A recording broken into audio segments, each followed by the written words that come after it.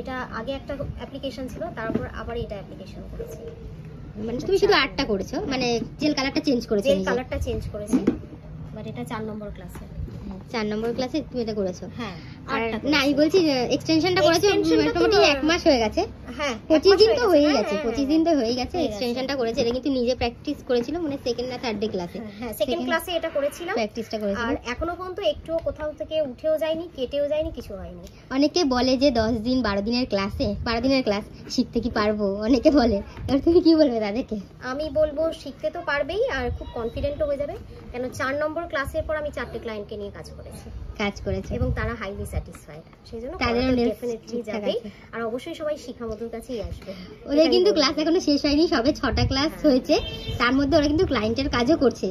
ক্লায়েন্টের কাজ করছে, অনেকে বলতে পারে যে ক্লায়েন্টের কাজ উঠে যেতে পারে, এইটাই তার মানে এক্সাম্পল যে এটা প্রায় 1 মাস হয়ে গেছে, তোমারটা ওঠেনি। তো ক্লায়েন্টের কাজ, ক্লায়েন্ট রিভিউ কেমন দিয়েছে? ক্লায়েন্ট এখনো রিভিউ দেয়নি, বাট ওরা ডে 1 যখন করেছে করে হাইলি স্যাটিসফাইড। দুজনের বিয়ে ছিল, এখন তো প্রায় অলমোস্ট 7 দিন হয়ে গেছে, কোনো রিপোর্ট আসেনি, মানে এখনো ভালোই আছে। হ্যাঁ।